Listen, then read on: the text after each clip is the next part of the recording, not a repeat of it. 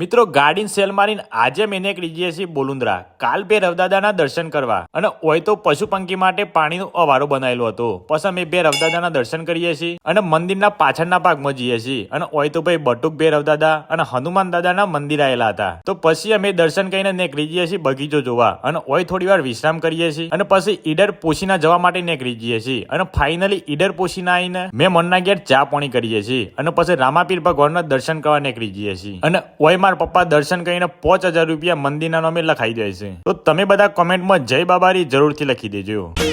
હરોમાં પીરે મારો રંગ રાજો દાડે દાડે હું તો મોજ મારો.